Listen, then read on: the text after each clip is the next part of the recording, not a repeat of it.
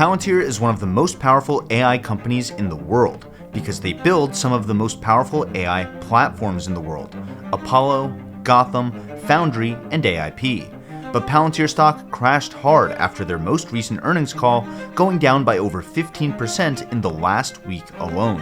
And with such a sharp decline, there's really only one question left to ask. Was this the top for Palantir stock, or is Wall Street missing something big? Your time is valuable, so let's get right into it. First things first, I'm not here to keep you hostage. Here's everything I'm going to talk about up front. I'll walk through Palantir's latest earnings results and show you what Wall Street analysts are missing when they cover them. I'll highlight some solid resources to learn more about Palantir's platforms, and I'll update where Palantir is on my list of stocks to get rich without getting lucky. Alright, let's start with Palantir's earnings. I actually wasn't planning on covering Palantir's earnings at all, since there's already so much great content out there. But then I saw this quick clip from Yahoo Finance. Shares of Palantir sliding after hours after reporting first quarter earnings, despite the company beating on the top line and raising its full year guidance. They raised their forecast for annual revenue. Initial pop, but now we're down here about 9% in the after hours. What is going on here? I would say it's a combination of a couple of things, right? It's high expectations because this has become a hyped, or in my opinion, overhyped generative AI, beneficiary company. And then at the same time, you see U.S. commercial decelerating. Last quarter they put up 70% U.S. commercial growth. Now they're growing U.S. commercial 40%. The compare itself just gets a little tougher. I think that 70% commercial number that they posted last quarter was maybe boosted by just a very, very easy compare and some one-time impacts. Government agencies are actually looking to reduce their dependency on Palantir and maybe multi-sourcing, use multiple vendors. And so I think there actually could be a little bit of mixed results in the government business over the next couple of years. I will also say, the government business is probably the stickier, better quality business for Palantir, but it's not a high growth business. And I think that's why they don't emphasize it nearly as much as they do the U.S. commercial business. Rushi Jaluria is a software equity analyst at RBC Capital. And according to him, Palantir is an overhyped software company, and he has a $5 price target on the stock. If you've been watching this channel for a while, you know that one of my biggest issues with the mainstream finance media is that they never fact check what analysts are saying or really push back on specific points. Let me show you the big difference between how they're covering Palantir's earnings and what was actually said on the earnings call. I think it is fair to say we crushed Q1 in the US. We are on fire. You see it in the deal growth in the US, growing from 70 to 136 in a year. You see it in the general enthusiasm around our products, especially in commercial, but also in government, which has begun to reaccelerate. You see it in general in our customer growth in US Comm, which grew 69%. And again, we are growing these numbers while maintaining a Rule of 40 score of 57, which basically means we're doing the impossible. We built software infrastructure that allows enterprises, both commercial and government, to move beyond chat, move beyond self-pleasuring, to actually produce things that are valuable. I'll get back to that self-pleasuring thing a little later in the video. I'll get back to how Palantir helps enterprises get real value out of large language models a little later in the video. But since there's such a huge difference in how Alex Karp and Yahoo Finance are talking about Palantir's latest earnings, let's dive into that first, starting with this whole Rule of 40 thing. And again, we are growing these numbers while maintaining a Rule of 40 score of 57, which basically means we're doing the impossible. Because price to earnings ratios can be so misleading for early stage SaaS companies, the Rule of 40 was created as another quick metric to evaluate them. Even with a high price to earnings ratio, a SaaS company could still be fairly valued if their growth rate plus their profit margins are greater than 40.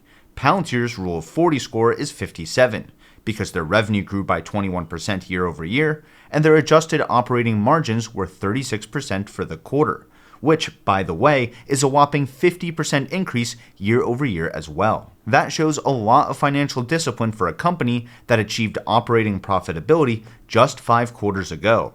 So 21% revenue growth plus 36% operating margins equals a Rule of 40 score of 57.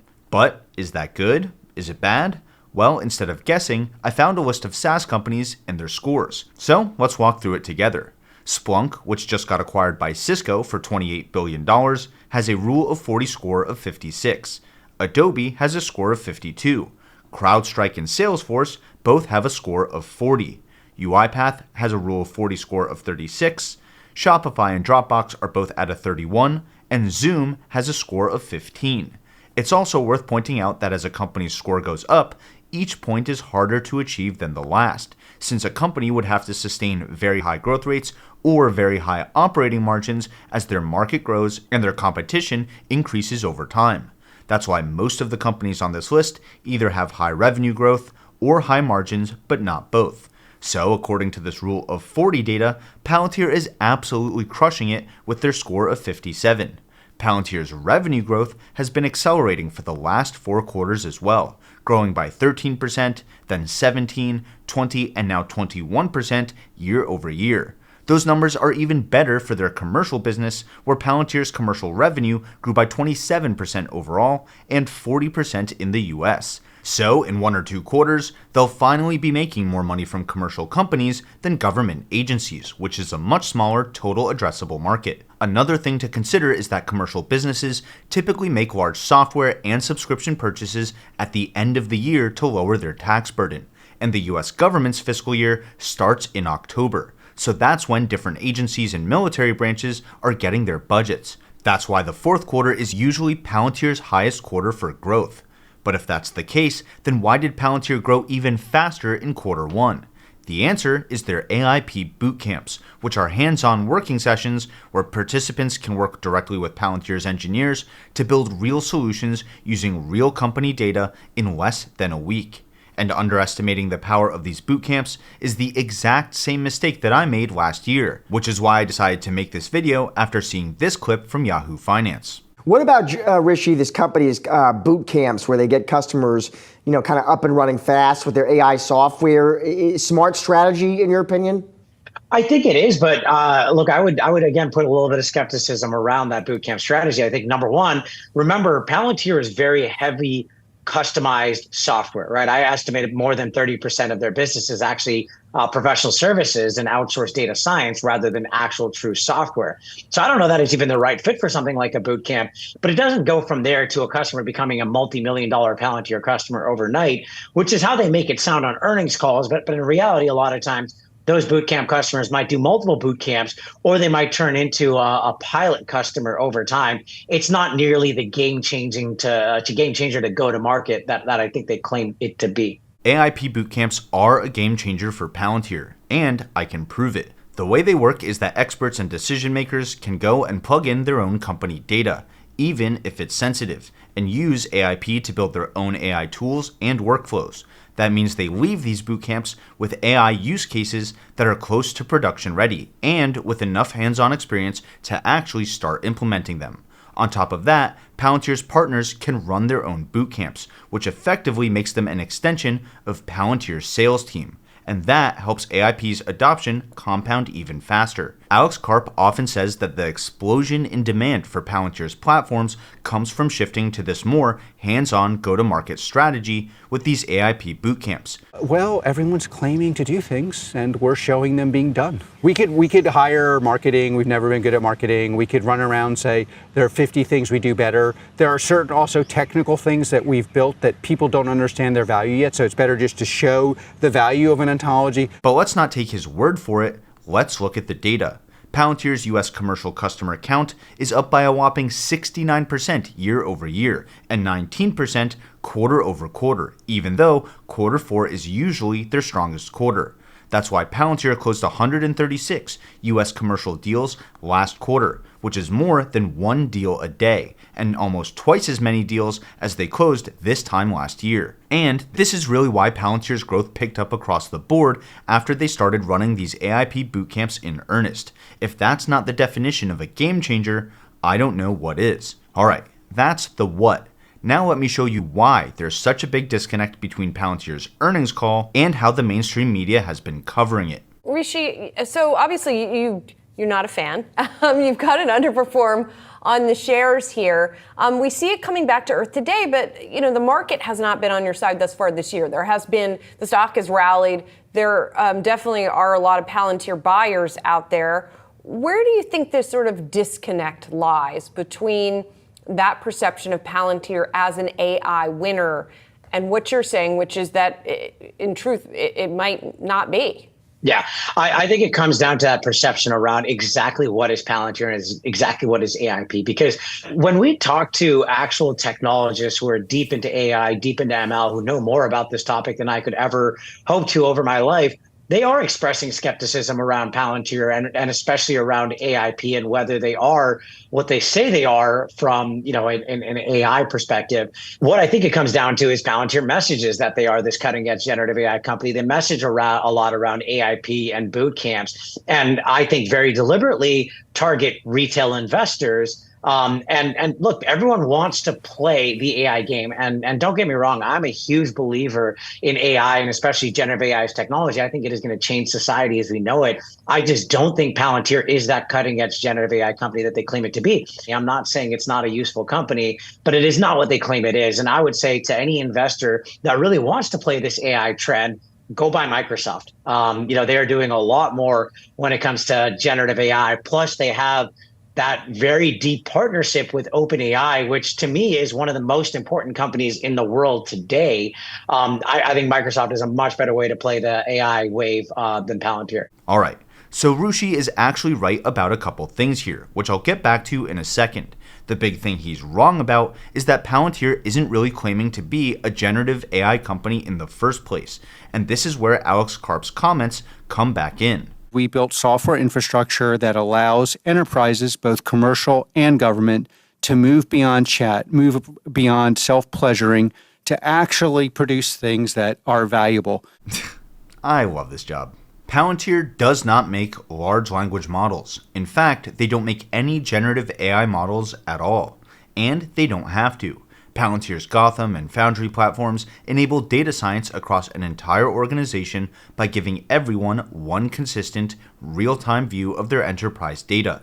They do that by helping companies create digital twins, which are also called ontologies. At a high level, an ontology is just a map of a company's resources and how they all relate to each other, which makes them a great way to see the big picture for large and complex enterprises. Palantir's platforms help companies build and use these ontologies to do things like analyze mountains of proprietary data, track inventories, assets, and resources, and optimize logistics chains, manufacturing processes, and other forms of operations. For multinational, multi-billion-dollar companies, that's a lot of stuff to keep track of, especially since things are constantly changing in real time. The problem is that Gotham and Foundry are pretty complicated products themselves, and in my experience using Foundry, the learning curve can be pretty steep. That's where AIP comes in.